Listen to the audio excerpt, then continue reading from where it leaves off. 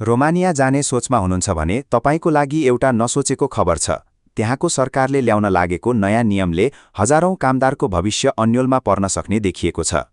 रोमानियाले विदेशी श्रमिक भर्ना गर्ने रोजगारदाता कम्पनीहरूका लागि यति कडा कानून प्रस्ताव गरेको छ कि अब त्यहाँ काम गर्न जान निकै चुनौतीपूर्ण बन्ने निश्चित छ। नयाँ मस्यौदा अनुसार श्रमिक आपूर्ति गर्ने कम्पनीहरूले कडा शर्त र लाखौं युरो धरौटी राख्नुपर्ने व्यवस्था गरिएको छ। रोमानियाले प्रस्ताव गरेको नयाँ कानून अनुसार श्रमिक आपूर्ति गर्ने कम्पनीले 250 जना श्रमिक ल्याउन 75,000 युरो धरौटी राख्नुपर्नेछ भने थप 250 श्रमिकका लागि थप 50,000 युरो आवश्यक पर्नेछ। कम्पनी कम्तीमा 3 वर्षदेखि निरन्तर सञ्चालनमा रहेको हुनुपर्नेछ र विज्ञापनमै तलब उल्लेख गर्नुपर्नेछ। महिला र पुरुष बीचको पारिश्रमिक अन्तरलाई 90 दिनभित्र सुधार गर्नुपर्नेछ।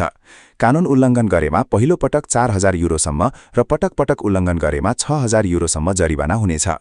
विज्ञहरूका अनुसार 0.5% भन्दा कम कम्पनीले मात्र यो शर्त पूरा गर्न सक्छन्, जसले गर्दा सिन्डिकेट हुन सक्ने डर छ। गत आर्थिक वर्षमा मात्र झण्डै 28,000 नेपाली रोमानिया गएका थिए र 99% श्रमिक यस्तै कम्पनी मार्फत जाने गरेका छन्। हाल रोमानियाली नागरिकले औसत 1,413 युरो कमाउँदा सोही काममा नेपालीले करिब 589 युरो मात्र पाउने गरेका छन्। समग्रमा भन्नुपर्दा रोमानियाको यो नयाँ श्रम विधेयकले ठूला र पहुँचवाला व्यवसायीको मात्र हालिमुहाली हुने र सामान्य आप्रवासी श्रमिकहरूका लागि रोजगारीको ढोका साँगुरो बन्ने अवस्था सिर्जना गरेको छ।